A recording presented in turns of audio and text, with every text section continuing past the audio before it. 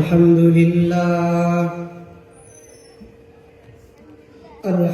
لله نحمده ونستعينه ونستغفره ونؤمن به ونتوكل عليه ونعوذ بالله من شرور أنفسنا ومن سيئات أعمالنا من يهده الله فلا مضل له ومن يضلل فلا هادي له ونشهد أن لا إله إلا الله وحده لا شريك له لا ضد له ولا ند له ولا مثل له ولا مثيل له لا والد له ولا ولد له ونشهد أن محمدا عبده ورسوله صلى الله تعالى عليه وعلى آله وصحبه وسلم تسليما كثيرا كثيرا أما بعد فأعوذ بالله من الشيطان الرجيم بسم الله الرحمن الرحيم يا أيها الذين آمنوا آمنوا بالله ورسوله إلى آخر الآية وقال رسول الله صلى الله عليه وسلم لا يزني الزاني حين يزني وهو مؤمن ولا يشرب الخمر حين يشرب وهو مؤمن ولا يسرق السارق حين يسرق وهو مؤمن أو كما قال النبي صلى الله عليه وسلم بارك الله لنا ولكم في القرآن العظيم ونفعني وإياكم بالآيات والذكر الحكيم الحمد لله دار القرآن ربيع العلوم মাদ্রাসা উদ্যোগে 18তম বার্ষিক ইসলামী মহাসম্মেলনের সম্মানিত সভাপতি জনাব মোহাম্মদ আলম মোল্লা সাহেব, উদ্বোধক ও প্রধান অতিথি, উপস্থিত ওলামায়ে কেরাম, মাদ্রাসার ছাত্রবৃন্দ, মুরব্বিয়ানে ইজ্জত এবং অন্যান্য শ্রোতাগণ, পর্দার আড়ালে মা ও বোনেরা, আল্লাহ পাক রব্বুল আলামিনের দরবারে আমরা শুকরিয়া আদায় করি যে আল্লাহ পাক রব্বুল আলামিন আমাদেরকে সুস্থ শরীরে মাহফিলে এসে বসার তৌফিক দান করেছেন। এজন্য সকলে বলি আলহামদুলিল্লাহ। আলহামদুলিল্লাহ।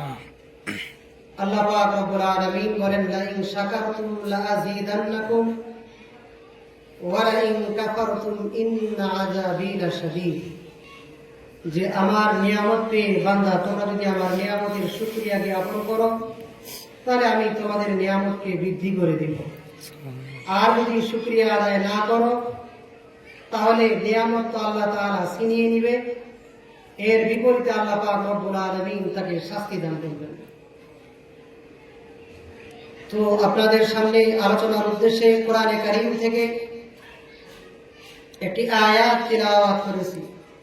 উক্ত আয়াতের মধ্যে আল্লাহ পাক রব্বুল আলামিন বলেন ইয়া আইয়ুহাল্লাযীনা আমানু আমিনু, যে হে ঈমানদারগণ তোমরা ঈমান আনো। তো আল্লাহ তাআলা ঈমানদারদেরকে ঈমান আনতে বলতেছে ইয়া আইয়ুহাল্লাযীনা আমানু আমিনু বিল্লাহ ওয়া রাসূলিহি, হে ঈমানদারগণ তোমরা ঈমান আনো আল্লাহর উপর এবং তার রাসূলের উপর। তাহলে ঈমানদারগণ ঈমান আনবে এ কথার অর্থ কি? ইমানদারগণ ঈমান আনবে, কথার অর্থ হলো যারা শুধু মুখে মুখে ঈমান আনছে, অন্তরে আল্লাহ এবং আল্লাহ রসুলকে বিশ্বাস করে না, তারা অন্তরেও আল্লাহ এবং আল্লাহ রসুলকে বিশ্বাস করো এবং অন্তরেও আল্লাহ তাআলা এবং আল্লাহ রসুলের ঈমান নিয়ে আসো। তো ঈমানের গুরুত্ব কতটুকু এটা আমরা সাধারণভাবে মনে করি যে ঈমানটা খুব ছোট কাজ। বান্দার উপর যত ফরজ বিধান আছে, এই ফরজ বিধানগুলোর মধ্যে সবচেয়ে গুরুত্বপূর্ণ এবং সর্বপ্রথম যে বিধান সেটা হলো ঈমান আনার বিধান। ঈমান ছাড়া বাকি আপনি যত কাজই করেন না কেন, সব কাজ আপনার বেকার, অনর্থক, কোনো কাজে আসবে না। আমরা দেখি কাফের বেঈমানরা লক্ষ কোটি টাকার সেবামূলক কাজ করে, রাস্তা, ব্রিজ, কালভার্ট ইত্যাদি, গরিব মানুষকে কম্বল দিয়ে কত কিছু করে। তো তাদের এই কাজগুলো, সেবামূলক কাজগুলা, তাদের এই সব কাজগুলার বিনিময়ে কি তারা কিছু পাবে? যেহেতু কাফের বেঈমানদের ঈমান নেই, এজন্য তারা এগুলা কিছুই পাবে না। আল্লাহ পাক রব্বুল আলামিন সূরাতুন নূরের মধ্যে বলেন, ওয়াল্লাযীনা কাফারু আমালুহুম কাসারাবিন বিকিয়া يحسبه الظمآن ماء حتى إذا جاءه لم يجده شيئا ووجد الله عنده فوفاه حسابه। দুনিয়ার মধ্যে কাফের বেঈমানরা ঈমান না এনে অনেক সৎ কাজ করে, সেবামূলক কাজ করে, মানুষকে দান দক্ষিণা করে, কিন্তু এক আল্লাহ তাআলাকে বিশ্বাস না করার কারণে এই কাফের মুশরিকদের আমালগুলো কেমন হবে? আল-ওয়াল্লাযীনা কাফারু আমালুহুম কাসারাবিন বিকিয়া, এই কাফের মুশরিকদের আমল হবে মরুভূমির মধ্যে দূর থেকে দেখলে বালু কণাগুলো যেমনি মরিচিকার মতো চিকচিক করে, আর একজন পিপাসার্ত ব্যক্তি দূর থেকে সেটাকে পানি মনে করে দূর থেকে গিয়ে দৌড়ে গিয়ে যখন পানি পান করার জন্য যায়, যখন কাছে যায়, কাছে গিয়ে দেখে সেখানে তো পানি না, এগুলো মরুভূমির মধ্যে ধুলার কণাগুলো চিকচিক করে। তো আল্লাহ পাক রব্বুল আলামিন বলেন, কাফের বেঈমান যারা ঈমান না এনে শুধু সেবামূলক কাজ করে, সৎ কাজ করে, তো তাদের আমালগুলো হলো কাসারাবিন বিকিয়া, ওই মরুভূমির মধ্যে মরিচিকার মতো।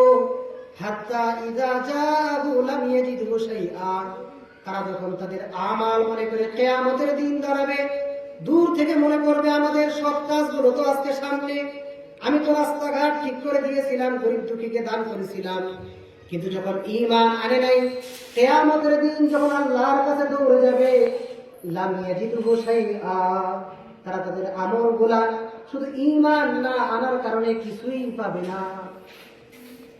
লক্ষ কোটি টাকা তারা বিনিয়োগ করে, লক্ষ কোটি টাকা তারা দান করে, সেবামূলক কাজ করে, কিন্তু শুধু ঈমান না থাকার কারণে তাদের এই সেবামূলক কাজগুলোর কোনো আল্লাহর কাছে দামি নেই। বরং আল্লাহ পাক রব্বুল আলামিন কোরআনে কারীমের মধ্যে সূরা ফুরকানের মধ্যে বলেন যে আমি বান্দার আমলগুলো যখন হিসাব করব, মুমিনদের আমলগুলোর হিসাব করার পরে তখন কাফেরদের সিরিয়াল আসবে। আল্লাহ পাক রব্বুল আলামিন বলেন, যখন আমি কাফেরদের আমলগুলোর দিকে মনোনিবেশ করব, দেখবো কাফের বেঈমানরা কি কি আমল করেছে, কি কি ভালো কাজ করেছে। আল্লাহ পাক রব্বুল আলামিন সূরাতুল ফুরকানের মধ্যে বলেন, ওয়াকাদিমনা ইলা মা আমিলু মিন আমালিন ফাজআলনাহু হাবাআম মানসুরা, যে আমি কিয়ামতের দিন আল্লাহ পাক দেখবো যে কাফেররা আমার উপর বিশ্বাস না করে তারা কিছু ভালো কাজ করেছিল, তারা গরিবদেরকে দান করেছিল, শীতকালে মানুষদেরকে ত্রাণ হিসেবে কম্বল বিতরণ করেছে, সেবামূলক অনেক কাজ করেছে, তো আমি আল্লাহ তাদেরকে বিনিময়ে কোনো কিছু দিব কিনা? আল্লাহ বলে না না, তারা আমি আল্লাহকে বিশ্বাস না করার কারণে এগুলার বিনিময়ে তো কোনো কিছু দিব না। ফাজআলনাহু হাবাআম মানসুরা, বরঞ্চ তাদের এই আমলগুলা বিক্ষিপ্ত ধূলিকণার ন্যায় আমি এগুলাকে নিষ্ফলা করে দিব। এই লক্ষ কোটি টাকা তারা দান করে, কিন্তু আল্লাহ পাক রব্বুল আলামিন বলে শুধু ঈমান না থাকার কারণে তাদের এই দানগুলা আল্লাহ পাক রব্বুল আলামিন ধূলিকণার মতো নিষ্ফলা করে দিবে। অর্থাৎ ছাই যেমন একটা তাল রাখা হয় কিন্তু একটা বাতাস আসলে চলে যায়, ঠিক তারা তাদের সৎকর্ম অনেক করেছে কিন্তু ঈমান না থাকার কারণে তাদের সবগুলো ধ্বংস হয়ে যায়। স্বাভাবিকভাবেই আমাদের মাঝে প্রশ্ন আসতে পারে, বেটা তো জীবনে কোনো অপরাধ করে নাই, পুরো জীবনটাই ভালো কাজ করলো, সঠিক পথে চললো, দান দক্ষিণা করলো, মানুষের উপকার করলো, শুধু তো একটা কাজই করলো না, আল্লাহর উপর ঈমান আনলো না, আল্লাহ তাকে বদলা দিচ্ছে না কেন, আল্লাহ তার উপর খুশি না কেন? তার জবাবটা আমাদের হাটাজারির বছর হাটাজারির মুফতি কিফায়াতুল্লাহ দামাত বারাকাতুহুম বলতেন, খুব সুন্দর একটা দৃষ্টান্ত দিতেন যে কোনো পিতা একটা সন্তানকে যখন লালন পালন করে, গভীরভাবে খেয়াল করবেন, লালন পালন করার পর এই সন্তান যখন আস্তে আস্তে বড় হয়, সন্তান যদি অনেক টাকা কামাই করার পর এই পিতার এমন কোনো প্রয়োজন নাই যা সন্তান পূরণ করে না। পিতা অসুস্থ হলে সন্তান টাকা দেয়, পিতার যদি অসুস্থ হয় সন্তান নিজ হাতে পিতার খেদমত করে, সব কিছুই করে, কিন্তু সন্তান একটা কাজ করে না, সেটা হলো তার পিতাকে সে আব্বু ডাকতে দেয় না। এত কিছু করার পরেও এই বাবার জন্য লক্ষ কোটি টাকা যদিও খরচ করে সন্তান, কিন্তু শুধু আব্বু ডাকটা না দেওয়ার কারণে এই বাবা যদি তার হৃদয় দিয়ে কখনো এই সন্তানকে ভালোবাসতে পারে, কখনো এই হৃদয় দিয়ে সন্তানকে সন্তান মনে করবে না, কারণ সব কিছু সে দিয়েছে কিন্তু বাবাকে সে আব্বু ডাকটা দেয় নাই। ঠিক কাফের মুশরিকরা এমন, কাফের বেঈমানরা এমন, তারা সব কিছু করে, তারা দান দক্ষিণা সব কর্ম করে, কিন্তু আল্লাহ পাক রব্বুল আলামিনকে তারা আল্লাহ বলে স্বীকার করে না। আমরা আল্লাহ পাক রব্বুল আলামিনকে আল্লাহ বলে স্বীকার করার কারণে, ঈমান আনার কারণে আল্লাহ পাক রব্বুল আলামিন আমাদেরকে 10 দুনিয়া সমান একটা জান্নাত দান করবেন। দেখেন, আমরা একটা টাকাও যদি দান না করি, গুনাহ করি, আল্লাহ পাক রব্বুল আলামিন আমাদেরকে শাস্তি দেওয়ার পরও শুধু ঈমানের বদৌলতে, যে আমি আল্লাহর উপর ঈমান এনেছি, এই বদৌলতে আল্লাহ পাক রব্বুল আলামিন আমাকে 10 দুনিয়া পরিমাণ জান্নাত দিয়ে দিচ্ছেন, কিন্তু তাদের ঈমান না থাকার কারণে তাদেরকে জান্নাত দিচ্ছেন না, বরং তো জাহান্নামে নিক্ষিপ্ত করতেছেন। তাহলে ঈমানের দাম কত? এখন আমরা সব কিছু বিবেচনা করি, সব দিকে খেয়াল করি, কিন্তু আমার নিজের ঈমানের কি অবস্থা? আমি এটাই দেখি না যেটা আমার জন্য প্রথম কাজ ছিল, যে আমি আগে মুসলমান কিনা, আমার ঈমান আছে কিনা, আমার কথায় কথায় ঈমান ভঙ্গ হয়ে যায় কিনা, কথায় কথায় আমি আল্লাহকে অস্বীকার করে বসি কিনা, আমি যখন সুখে থাকি তখন আল্লাহর নিয়ামতের শুকরিয়া আদায় করি, আর যখন আমি একটু দুঃখে লিপ্ত হই, যখন আল্লাহ পাক রব্বুল আলামিন আমাকে একটু বিপদে আপদে ফেলে, তখন আস্তে আস্তে আমি আল্লাহর উপর রাগান্বিত হতে শুরু করি। অথচ সম্পদ দিয়ে আল্লাহ পাক রব্বুল আলামিন পরীক্ষা করার জন্য, সম্পদ কেড়েও না আল্লাহ পাক রব্বুল আলামিন পরীক্ষা করার জন্য। মানুষকে আল্লাহ পাক রব্বুল আলামিন সম্পদ দেয়, কিন্তু মানুষ মনে করে যে আল্লাহ পাক রব্বুল আলামিন আমাকে সম্মানিত করেছেন। আল্লাহ পাক রব্বুল আলামিন মানুষকে সম্মানিত করার জন্য সম্পদ দেয় না, বরং পরীক্ষা করার জন্য সম্পদ দেয়। ঠিক যাদেরকে আল্লাহ পাক রব্বুল আলামিন সম্পদ দেয় নাই, তাদেরকে আল্লাহ পাক রব্বুল আলামিন পরীক্ষা করার জন্যই সম্পদ দেয় নাই। এটা একটা পরীক্ষা। তাহলে ঈমান সবসময় এক অবস্থায় রাখতে হবে, এক আল্লাহর উপর ঈমান রাখতে হবে। আমি সুখে থাকি, দুঃখে থাকি, আল্লাহর উপর বিশ্বাস রাখতে হবে যে আমি অসুস্থ হয়ে গেছি, আল্লাহ আমাকে অসুস্থ করেছেন পরীক্ষা করার জন্য, আল্লাহ আমাকে সুস্থ করবেন। আমার সম্পদ আল্লাহ তাআলা আমাকে দিয়েছে আমাকে পরীক্ষা করার জন্য। আল্লাহ পাক রব্বুল আলামিন আমার সম্পদ যদি কেড়ে নেয়, তাও মনে করবো আল্লাহ পাক রব্বুল আলামিন আমাকে এদিন পরীক্ষা করছেন। তো ঈমান এমন একটা জিনিস যেটা মানুষের মাঝে আল্লাহ পাক রব্বুল আলামিন যখন একটা সন্তান ভূমিষ্ঠ করে মায়ের পেট থেকে, তখন তার হৃদয়টা একেবারেই পরিষ্কার থাকে, হৃদয়ে কোনো দাগ থাকে না। তখন সে আল্লাহ এবং আল্লাহর রাসূলকে খুব ভালোভাবেই চিনে। একটা মানুষকে যদি তার পিতা মাতার কারণে সে যদি বেধর্মী না হতো, কাফের মুশরিক না হতো, তার সে অবশ্যই একদিন না একদিন আল্লাহ এবং আল্লাহর রাসূলকে চিনত। কিন্তু হাদিসের মধ্যে আছে প্রত্যেকটা মানুষ যখন জন্মগ্রহণ করে তখন ইসলামের রীতির উপরে জন্মগ্রহণ করে, কিন্তু তার পিতা মাতা তাকে ইহুদি বানায়, তাকে নাসারা বানায়, তাকে খ্রিস্টান বানায়। একটা সন্তান যখন ভূমিষ্ঠ হয় সে ফিতরতে ইসলামের উপরে ভূমিষ্ঠ হয়, কিন্তু যখন আস্তে আস্তে তার পিতা মাতা দেখে অমুসলিম, সে অমুসলিম হয়ে যায়, আর মুসলিম হলে সে মুসলিম হয়ে যায়। কিন্তু প্রথম যে ভূমিষ্ঠ হয় সেটা ইসলামের উপরেই হয়। ঈমান বৃদ্ধি হয় কোন কোন আমলগুলো দিয়ে? আমরা যদি কোরআনে কারীমের তেলাওয়াত করি, দেখবেন আস্তে আস্তে আপনার হৃদয়টা প্রশান্তি পাচ্ছে, আস্তে আস্তে ঈমান বৃদ্ধি হচ্ছে। অপরদিকে যদি আমরা আস্তে আস্তে গুনাহের কাজ করি, তাহলে দেখবেন আপনার ঈমানের মধ্যে ভাটা পড়তেছে। এক সময় আপনি 5 ওয়াক্ত নামাজ পড়তেন, নামাজ পড়তে অনেক ভালো লাগতো, কিন্তু অল্প অল্প ছোট ছোট গুনাহের কাজ করার কারণে এখন আর 5 ওয়াক্ত নামাজ পড়তে ভালো লাগে না। সমস্যা কি? সমস্যা হলো ঈমানের শুরুর দিকটা আমার যেমন পরিষ্কার ছিল, গুনাহ করতে করতে আমার ওই অন্তরের মধ্যে দাগ লাগতে লাগতে এমন একটা অবস্থায় আমার অন্তরটা পৌঁছে গেছে, আগে যা ভালো লাগতো এখন আর ভালো লাগে না। আমি নিজেকেই প্রশ্ন করি যে আগে আমি নামাজ পড়তাম, তখন কেন নামাজ ভালো লাগতো, এখন আমি নামাজ পড়ি না, এখন কেন আমার কাছে নামাজ ভালো লাগে না? এটার সদুত্তর হলো, এক সময় আপনার দিলটা, আপনার হৃদয়টা অনেক পরিষ্কার ছিল, এই কারণে আপনার নামাজ ভালো লাগতো, সব ভালো কাজই ভালো লাগতো। এখন আপনি আস্তে আস্তে ছোট ছোট গুনাহ করতে করতে আপনার হৃদয়টাকে এত কলুষিত বানিয়ে ফেলেছেন। আল্লাহ পাক রব্বুল আলামিন কোরআনের মধ্যে বলেন, কাল্লা বাল রানা আলা কুলুবিহিম মা কানু ইয়াকসিবুন, যে তাদের অন্তরে তাদের কৃত কর্মের কারণে জং ধরে গেছে। হৃদয়টা অনেক পরিষ্কার থাকে, কিন্তু গুনাহ করতে করতে একটা গুনাহ করলে হৃদয়ে একটা দাগ পড়ে, দুটা গুনাহ করলে দুটা দাগ পড়ে।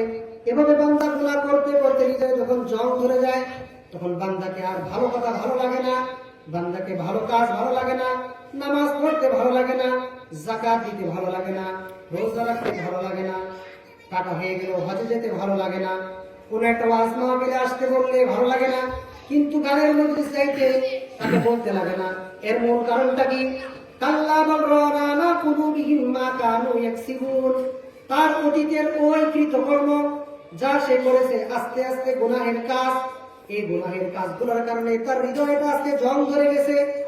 এই হৃদয়ে জং ধরার কারণে তার আজ ভালো কাজগুলো ভালো লাগে না।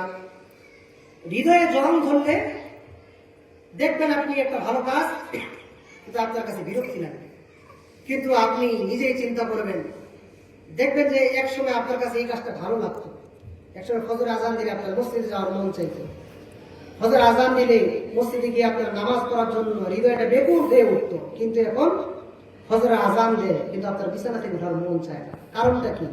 কারণ হলো এক সময় আপনার হৃদয়টা অনেক পরিষ্কার ছিল, এখন আস্তে আস্তে গুনাহ করতে করতে হৃদয়টাকে আপনি কলুষিত বানিয়ে ফেলেছেন।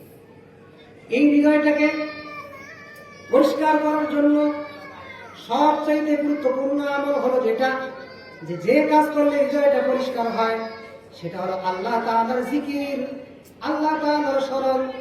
আমরা যারা আছি এখানে, আমরা নিজেই পরীক্ষা করে দেখব আমাদের হৃদয়ের যা অবস্থা, আমরা বর্তমান যে যে অবস্থানে আছি, প্রতিদিন যদি আমরা লা ইলাহা ইল্লাল্লাহের জিকির করি, নিজে একটা তাসবিহ নিয়ে অথবা হাতের মধ্যে জিকির করি, এই জিকির করতে করতে দেখবেন আপনার হৃদয়ের মধ্যে আস্তে আস্তে উন্নতি হবে।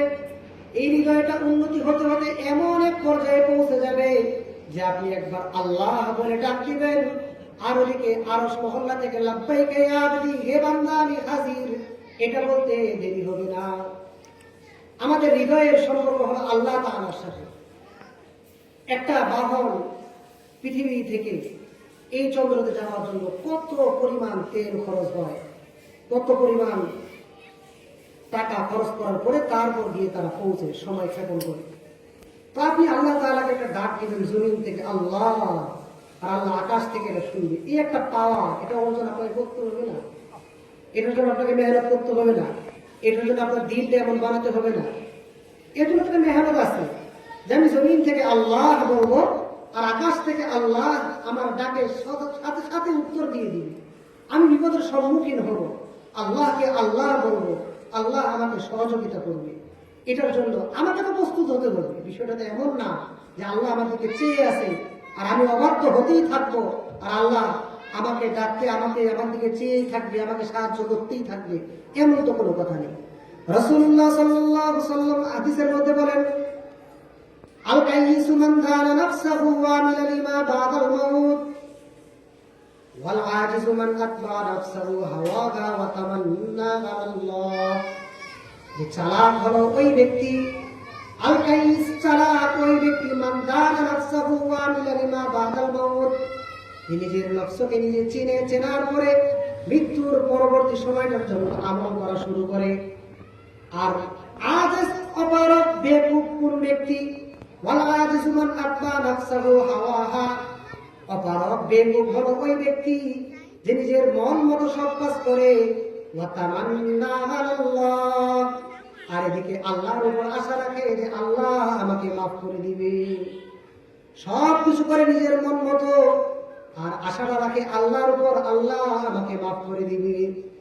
আল্লাহ তাআলা আমাকে মাফ করে দেওয়ার জন্য তো আল্লাহর মর্জি মোতাবেক চলতে হবে। আল্লাহ তাআলা আমাকে মাফ করার জন্য তো আল্লাহ যে সময় ডাক দিতে বলছে সে সময় আল্লাহকে ডাক দিতে হবে। আল্লাহ পাক রব্বুল আলামিন রাতের শেষাংশে ফজরের পূর্বে মুহূর্তে প্রথম আসমানে এসে আল্লাহ পাক রব্বুল আলামিন বান্দাদেরকে ডাকতে থাকে যে আসলে কোন বান্দা গুনাহ করেছো, আমার কাছে আজকে মাফ চাইবে, আমি আল্লাহ তোমাকে মাফ করে দিব।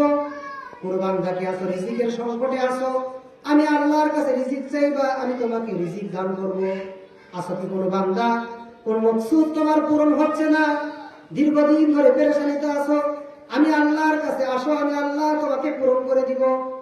সারাদিন বান্দা আল্লাহর কাছে চায়, এমন একটা সময় আছে সেটা হলো রাতের শেষ ভাগের সময়টা, তাহাজ্জুদের সময়টা। ওই সময় আল্লাহ এসে বান্দাকে ডাকা শুরু করে, কিন্তু বান্দা ওই সময় ঘুমিয়ে থাকে। বান্দা ওই সময় আল্লাহর ডাকে যদি একটু সাড়া দেয়, একটু লাব্বাইক বলে, তাহলে আল্লাহ এবং বান্দার ডাক একসাথে মিলে যাওয়ার কারণে বান্দা যদি আল্লাহ তাআলার কাছে মাপ চায়, বান্দা যদি 80 বছরের গুনাহ করে ফেলে পুরো জীবনটায় আল্লাহর কাছে যদি মাপ চায়, আল্লাহ আমি পুরো জীবনটায় গুনাহ করে ফেলেছি, আজকে অনুতপ্ত হয়ে আপনার কাছে ক্ষমা চাই, আল্লাহ পাক রব্বুল আলামিন বান্দার 80 বছরের জীবনের সমস্ত গুনাহগুলো মাফ করে দিবে। সুবহানাল্লাহ। আল্লাহ পাক রব্বুল আলামিন চেয়ে থাকে যে বান্দা আমাকে কখন ডাকে। আমরা তো মনে করি আমরা অনেক বড় গুনাহগার, এই কারণে মনে হয় আল্লাহ তাআলা আমাদেরকে মাফ করবে না। গুনাহর কারণে ঈমানের মধ্যে কমতি আসে, গুনাহের কারণে ঈমানের নূর যেটা সেটা চলে যায়, কমে যায়, ঈমানের পাওয়ার যে স্পিড সেটা কমে যায়। কিন্তু গুনাহের কারণে ঈমান চলে যায় না। একবার যখন ঈমান এনেছেন, লা ইলাহা ইল্লাল্লাহ বলেছেন, আপনার ঈমান এত সহজে যাচ্ছে না যতক্ষণ না আপনি আল্লাহ তাআলার বিধানকে অস্বীকার করবেন। আপনি গুনাহ করলে এর জন্য শাস্তি পাবেন, কিন্তু আপনার ঈমান যাবে। হাদিসের মধ্যে আল্লাহর রাসূল সাল্লাল্লাহু আলাইহি ওয়াসাল্লাম বলেন, লা ইয়াসনি যানি হিনা ইয়াসনি ওয়া হুয়া মুমিন, যে কোনো ব্যক্তি মুমিন থাকা অবস্থায় জিনা ব্যভিচার করতে পারে না। লা ইয়াশরাবুল খামরা হিনা ইয়াশরাবু হিনা ওয়া হুয়া মুমিন, যে কোনো মুমিন থাকা অবস্থায় মদ পান করতে পারে না। ওয়া লা ইয়াসরিকুস সারিকু হিনা ইয়াসরিকু ওয়া হুয়া মুমিন, কোন মুমিন থাকা অবস্থায় চুরি করতে পারে না। তাহলে মুমিন থাকা অবস্থায় জিনা ব্যভিচার করতে পারে না, মুমিন থাকা অবস্থায় কেউ শরাব মদ পান করতে পারে না, মুমিন থাকা অবস্থায় কেউ চুরি করতে পারে না। তাহলে কি হয় তার ঈমানটা? হাদিসে ব্যাখ্যার মধ্যে বলেন যে ওই অবস্থায় বান্দা যে সময় জিনা করে, বান্দা যে সময় মদ পান করে, বান্দা যে সময় শরাব পান করে, বান্দা যে সময় চুরি করে, তখন তার ঈমানটা তার থেকে বের হয়ে মাথার উপর ছাতার মতো থেকে যায়, তার ভিতরে ঈমান থাকে না। যখন সে জিনা থেকে ফারেক হয়ে যায়, চুরি থেকে ফারেক হয়ে যায়, মদ পান থেকে ফারেক হয়ে যায়, আবার ঈমান তার ভিতরে চলে আসে। অথবা কোন হাদিসের ব্যাখ্যাকারী এভাবে বলছেন যে সে মুমিন থাকবে না, মানে তার ঈমানের মধ্যে কমতি চলে আসে। তো বলছিলাম যে আমরা মনে করি আমরা তো অনেক গুনাহ করেছি, আল্লাহকে আমাদেরকে মাফ করবে। তাহলে বনি ইসরাইলের এক ব্যক্তির ঘটনা শুনুন। রাসূলুল্লাহ সাল্লাল্লাহু আলাইহি ওয়াসাল্লাম বলেন, তোমাদের পূর্বে বনি ইসরাইলের মধ্যে একজন যুবক ছিল, সে এমন কোন গুনাহ নাই যে গুনাহ সে করে নাই, এমনকি সে মানুষ হত্যার মতো সবচাইতে বড় গুনাহ যেটা, এমন গুনাহ বারবার করেছে। একটা নয়, দুটা নয়, 99টা মানুষ সে হত্যা করেছে। হত্যা করার পরে এখন তার ভিতরে একটা অনুতপ্ত সৃষ্টি হয়েছে, অনুশোচনা সৃষ্টি হয়েছে যে আমি যে 99 জন মানুষকে হত্যা করলাম, এখন তো আমার জীবনের শেষ দিক, মৃত্যু হয়ে গেলে আমার কি হবে। তখন সে এক ব্যক্তির কাছে গেল, বিজ্ঞ ব্যক্তির কাছে, যে আমি কি করতে পারি। তিনি তখনকার জামানার একজন রাগেবের কাছে পাঠালো, পাদ্রীর কাছে, যে যাও তার কাছে যাও, তিনি তোমাকে সমাধান দিবেন। ওই রাহেবে বলল যে তুমি যে 99টা হত্যা করেছো, এই পাদ্রীর কাছে যাওয়ার আগে আরেকজনের কাছে গেছে। সে যাওয়ার মধ্যে তাকে বলতেছে, ভাই আমি তো 99টা হত্যা করেছি, তা আমাকে কি আল্লাহ তাআলা মাফ করবে? তো সে বলছে যে 99টা হত্যা করেছো, তোমাকেও আল্লাহ মাফ করবে, ভাবলো পাও না। তো সে ভাবলো যে আমি যখন 99টা হত্যা করছি, আল্লাহ যখন আমাকে মাফ করবে না, তো তোমারটাও দিব শেষ করে। তখন তাকে দিয়ে 100টা পুরাই ফেলল। 100টা হত্যা করার পরে আবার ওই বিজ্ঞ ব্যক্তির কাছে আসলো, আসার জিজ্ঞেস করতেছে যে আমি তো 100টা পুরো করে ফেলেছি, এখন আমার কি ক্ষমার কোনো সুযোগ আছে? তো বলতেছে, হ্যাঁ তোমার ক্ষমার সুযোগ এখন আছে, তুমি এই ব্যক্তির কাছে যাও। তখন এই ব্যক্তির কাছে জিজ্ঞেস করে যে আমি জীবনে 100টা বিনা কারণে হত্যাকাণ্ড সংঘটিত করেছি, আমাকে কি আল্লাহ পাক রব্বুল আলামিন মাফ করবে? বলবে, হ্যাঁ আল্লাহ পাক রব্বুল আলামিন তোমাকে মাফ করবে। তোমার জন্য একটা কাজ করতে হবে, যে অমুক গ্রামের মধ্যে কিছু নেককার বান্দা আছে, তারা সব সময় আল্লাহর ইবাদত করে, তুমি এই এলাকা ছেড়ে ওই এলাকার মধ্যে চলে যাও। পরামর্শ দিল তাকে। তো সে অনুতপ্ত হয়ে ওই এলাকার দিকে ছুটতেছে। তো বান্দা যখন তাওবাহের উদ্দেশ্যে আল্লাহ পাক রব্বুল আলামিনকে বিশ্বাস করে অনুতপ্ত হয়ে যখন ওই দিকে চলে গেল, এই তওবার উদ্দেশ্যে তার পথ চলা, ঠিক এই সময়ে মাঝ পথে আজরাইল আলাইহিস সালাম এসে তার জান কবজ করার জন্য উদ্দেশ্যে চলে আসলো। যখন সে মালাকুল মউতকে দেখলো, মৃত্যুর ফেরেশতাকে, সাথে সাথে সে হতবাক হয়ে গেল যে দীর্ঘ একটা বড় জীবন আমি পাপে লিপ্ত থাকার পর, 100 হত্যাকাণ্ড সংঘটিত করার পর, আজ যখন আমি তওবার জন্য ওই গ্রামের দিকে নেককার পুরুষদের দিকে যাচ্ছি, ঠিক এই সময় আমার সামনে মৃত্যু উপস্থিত। তখন সে হামাগুড়ি দিয়ে আরেকটু পথ সামনে চললো। ঠিক এই সময় তার জানটা কবজ হয়ে যায়। তার জানটা যখন আল্লাহ পাক রব্বুল আলামিনের কাছে যাবে, এমন সময় রহমতের ফেরেশতা এবং আযাবের ফেরেশতা প্রতিযোগিতা করা শুরু করতেছে যে কে নিয়ে জানটা। রহমতের ফেরেশতারা বলতেছে, সে তো তাওবাহের জন্য ওই গ্রামের দিকে যাচ্ছিল, তো তার জানটা আমরা নিয়ে নিই। আর গজবের ফেরেশতারা বলতেছে, না না, সে তো দীর্ঘদিন যাবত সে তো 100 হত্যাকাণ্ড ঘটিয়েছে, যার কারণে তার তাওবা নসিব হয় নাই, এই কারণে তার জানটা নিয়ে আমরা আল্লাহ তাআলার কাছে যাই। তখন আরেক ফেরেশতা মানুষের রূপে তাদের সামনে আসলো, তখন তাকে বিচারক হিসেবে রাখলো। তো আল্লাহ পাক রব্বুল আলামিন তখন ওই ফেরেশতাকে যখন বিচারক হিসেবে নির্ধারণ করলো, ওই ফেরেশতা বিচারক হিসেবে বললেন যে তার রাস্তাগুলো মাপা হোক, সে কোন দিক পথটা বেশি অতিক্রম করছে। যখন তার রাস্তা মাপা হলো, দেখা গেল যেই গ্রামের দিকে নেককার ব্যক্তিরা থাকে সে তাওবার জন্য অতিক্রম করতেছিল, ওই গ্রামের দিকে সে 1 বিঘত পরিমাণ মাত্র সামনে চলে গিয়েছে। তো আল্লাহ পাক রব্বুল আলামিন ওই বান্দার ব্যাপারে ঘোষণা দেয়, সে জীবনে 100 হত্যাকাণ্ড ঘটাতে পারে, কিন্তু আজকে যখন আমার আল্লাহ তাআলাকে স্মরণ করার জন্য ওই গ্রামের দিকে তাওবাহের জন্য যাচ্ছিল, আর সে তাওবাহের রাস্তার দিকে 1 বিঘত রাস্তা যেহেতু বেশি ছিল, এজন্য আমি আল্লাহ পাক রব্বুল আলামিন তার জীবনের সমস্ত গুনাহগুলোকে মাফ করে দিলাম।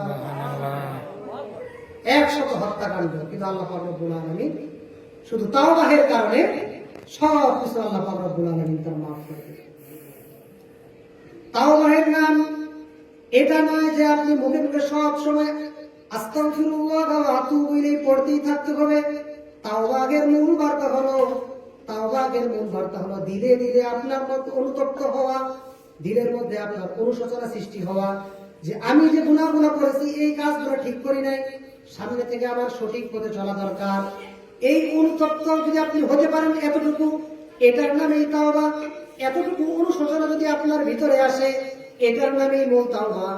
এরপর যদি আপনি ওই গুনাহটা ছেড়ে দেন, আল্লাহর হাবিব সাল্লাল্লাহু আলাইহি ওয়াসাল্লাম হাদিসে পাকের মধ্যে বলেন, আত-তাইবু মিনাজ যামবি কামাল্লা যামবালা, যে বান্দা গুনাহ থেকে তাওবা করে সে কেমন জানি গুনাহ করেই নাই।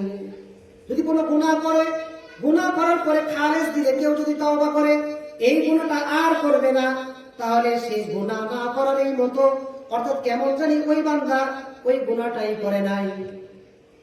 তওবা করার পরে আমাদেরকে নেক আমলের দিকে মনোনিবেশ করতে হবে, কারণ কোরআনে পাকের মধ্যে আল্লাহ পাক রব্বুল আলামিন বলেন, ইন্নাল হাসানাত ইউযহিবুনাস সাইয়্যাত, নিশ্চয় সৎ কর্মগুলা বদ কর্মগুলাকে মিটাইয়া দেয়।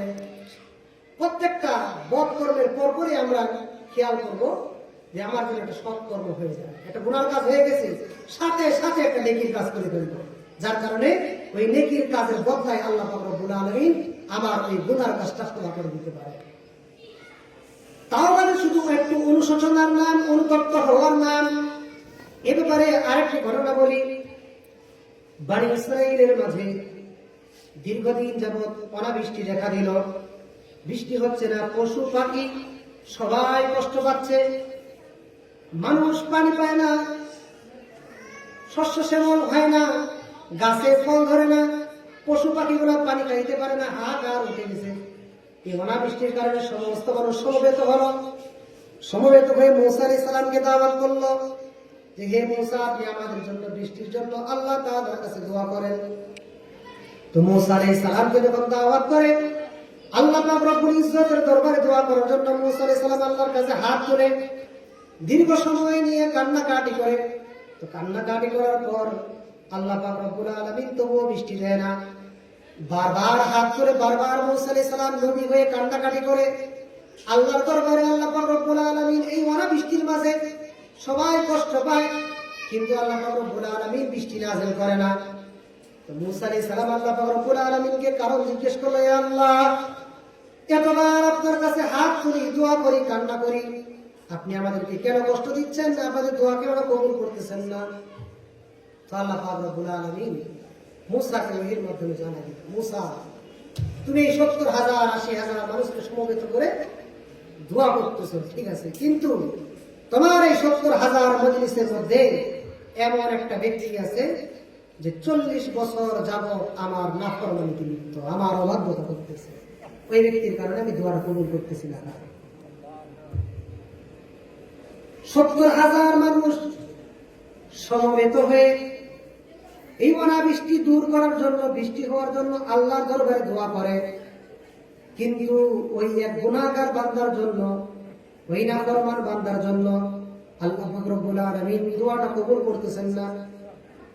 তো মূসা আলাইহিস সালাম যখন জানলো যে আমাদের মজলিসের মধ্যে একজন আল্লাহর অবাধ্য বান্দা আছে, যার কারণে দোয়াটা কবুল হচ্ছে না, তো মূসা আলাইহিস সালাম ঘোষণা দিয়ে দিলেন যে এই মজলিসের মধ্যে কে আছে যে এমন অবাধ্যতা করে 40 বছরের মতো আল্লাহ তাআলা, যার কারণে আমাদের কারো দোয়াটা কবুল হয় না।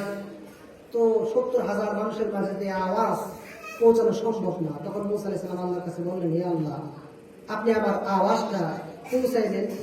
তো আল্লাহ বলেন, মূসা, তুমি আওয়াজ দাও, আমি পৌঁছাই দেওয়ার দায়িত্ব আমার। তো মূসা আলাইহিস সালাম বারবার আওয়াজ দিলেন যে কে আছো মজলিসের মধ্যে, যে দীর্ঘ 40টা বছর আল্লাহর অবাধ্যতায় লিপ্ত হয়েছে, যার কারণে আমাদের কারো দোয়া কবুল হচ্ছে না। মূসা আলাইহিস সালাম যখন বারবার এই ঘোষণা দিলেন, তখন ওই অবাধ্য ব্যক্তিটা যে 40 বছর ধরে আল্লাহর অবাধ্যতায় লিপ্ত, এমন কোন গুনাহ নাই যে গুনাহ সে করে নাই, তখন সে একবার আস্তে করে মজলিস থেকে উঠে, মজলিস থেকে উঠার পর ডানে দেখে বামে দেখে, দেখে কেউ তো মজলিস থেকে উঠতেছে না। সে বুঝে ফেললো অবশ্যই অবশ্যই ওই ব্যক্তিটা তো আমি যদি এখন মজলিস থেকে উঠে চলে যাই, এই 70,000 মানুষ সবাই জানবে যে আজকে 40টা বছর ধরে আমি আল্লাহ তাআলার অবাধ্যতায় লিপ্ত আছি। তো তার দিলটা ভেঙে গেল যে আল্লাহ পাক রব্বুল আলামিন 40টা বছর আমার এই দোষগুলো গোপন করছে, আল্লাহর অবাধ্যতায় লিপ্ত ছিলাম, আল্লাহ পাক রব্বুল আলামিন কোনোদিন আমার দোষগুলোকে প্রকাশ করে নাই। কিন্তু আজকে কি ঘটতে যাচ্ছে, এই 40 বছরের অপরাধের কথা মানুষ বুঝে যাচ্ছে, আমাকে মজলিস থেকে বের করে দেওয়া হচ্ছে। আর আমি যদি বের না হই, তাহলে তো মূসা আলাইহিস সালামের দোয়া কবুল হবে না, অনাবৃষ্টিও যাবে না, আমিও কষ্ট পাবো, সমস্ত উম্মতরাই কষ্ট পাবে।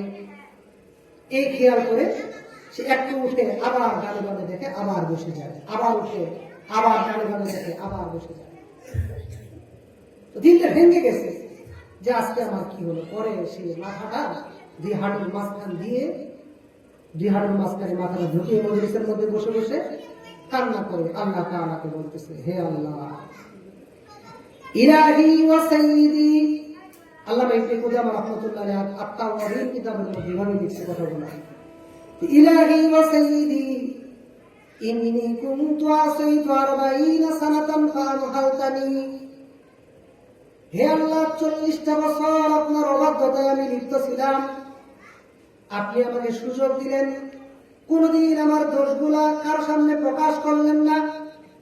কিন্তু আজকে আমি বান্দা অনুতপ্ত হয়ে আমি অনুশোচনা করে আপনার সামনে এসেছি, তওবা করে হাঁটু দুইটার মাঝে মাথাটা ঢুকাই দিয়ে এই সংগঠনে আপনার কাছে তওবা করতেছি। আল্লাহ, সামনে থেকে আমি আর কোনোদিন গুনাহ করব না। এই 70,000 মানুষের সামনে আজকে আমাকে বেইজ্জত করিও না। যখন আল্লাহকে বান্দা মাথা নিচু করে আল্লাহকে গোপনে এই ডাকটা দেয়, বান্দা যখন পরে সে ডাকটা দেয়, আল্লাহ পাক রব্বুল আলামিনের আরশে খবর হয়ে যায়। কিছুক্ষণ পরে আকাশটা মেঘাচ্ছন্ন হয়ে গেল আর বৃষ্টি হওয়া শুরু করলো। মূসা আলাইহিস সালাম অবাক হলো, সে তো হতবাক। আল্লাহ তো এখনই বললেন যে আমাদের মজলিসের মধ্যে এমন একটা নাফরমান অবাধ্য ব্যক্তি আছে, সে যদি এই মজলিস থেকে বের না হয় আল্লাহ পাক রব্বুল আলামিন বৃষ্টি দিবে না। ওই আমাদের মজলিস থেকে তো এখনো কেউ বের হয় নাই, কিন্তু আল্লাহ পাক রব্বুল আলামিন তো বৃষ্টি দিয়ে দিল। মূসা আলাইহিস সালাম আল্লাহকে জানালো, আল্লাহ, আপনি তো এখনই বললেন যে মজলিস থেকে যদি ওই ব্যক্তি বের না হয় তাহলে আপনি বৃষ্টি দিবেন না। ওই কেউ তো বের হয়নি, আপনি বৃষ্টি দিয়ে দিলেন কেন? আল্লাহ পাক রব্বুল আলামিন বলেন, হে মূসা, যার কারণে আমি এতদিন ধরে বৃষ্টি দেই নাই, আজকে তার কারণেই আমি অনবরত বৃষ্টি দিয়েছি। 40 বছর যার কারণে, যে গুনাহগার বান্দার কারণে আল্লাহ দোয়াটা কবুল করতেছিল না, অবাধ্য হওয়ার কারণে আল্লাহ পাক রব্বুল আলামিন তার তওবার কারণে দোয়া কবুল করে সাথে সাথে এখন মূসা আলাইহিস সালামের দিলের মধ্যে একটা আগ্রহ সৃষ্টি হলো যে কে সেই বান্দাটা, যে বান্দা 40 বছর আল্লাহ পাক রব্বুল আলামিন অবাধ্যতায় লিপ্ত ছিল, আর এখন তার আল্লাহর কাছে তওবা করার কারণে তার দোয়াটা কবুল হয়ে গেল আর বৃষ্টি হয়ে গেল। তো আল্লাহ পাক রব্বুল আলামিনকে মূসা আলাইহিস সালাম বলে, হে আল্লাহ, দয়া করে মেহেরবানি করে আপনি তার নামটা আমাকে বলুন, যে কে সে বান্দা যার কারণে আপনি আজকে বৃষ্টি দিচ্ছেন, অথচ তাকে আপনি কিছুক্ষণ আগে মজলিস থেকে বের হতে বলছেন। আল্লাহ পাক রব্বুল আলামিন, দেখেন আল্লাহ পাক রব্বুল আলামিন কত মেহেরবান। মূসা আলাইহিস সালামকে ডাক দিয়ে বলে, হে মূসা, 40টা বছর সে আমার অবাধ্যতায় লিপ্ত ছিল, আমার নাফরমানি করেছে, আমি কোনোদিন তার নামটা মানুষের সামনে প্রকাশ করি নাই। আজকে যখন সে আমার কাছে তওবা করে ফিরে আসছে, আজকে যদি তোমাকে আমি নামটা বলি, তুমি তো এই কথা অবগত, এই ব্যাপারে অবগত হয়ে যাইবা যে এই বান্দায় ছিল 40 বছর আগে সে আমার পুরা জীবনটাই নাফরমানিতে লিপ্ত ছিল।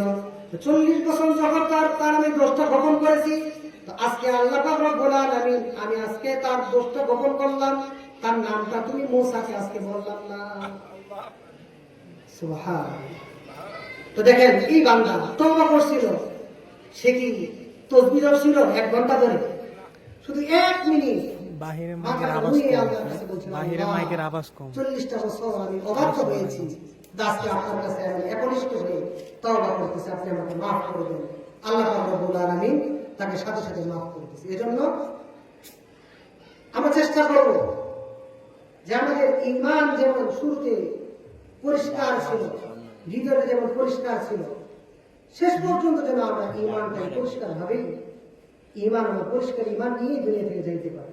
আমরা যত গুনাহ করতেছি আমাদের ঈমানকে আমরা কলুষিত করে ফেলতেছি, হৃদয়টাকে কলুষিত করে ফেলতেছি। হৃদয়টা কলুষিত হতে হতে হতে এমন হয়ে যায় যে ভালো কথা আর ভালো লাগে না, নামাজ ভালো লাগে না, রোজা ভালো লাগে না। এই জন্য আমরা যদি আমাদের হৃদয়টাকে পরিষ্কার করতে পারি, তো দেখবেন আস্তে আস্তে সবকিছুই ভালো লাগবে। নামাজে আসতে ভালো লাগবে, মসজিদে ভালো লাগবে, বয়ানে ভালো লাগবে, সব ভালো লাগবে। আল্লাহ পাক রব্বুল আলামিন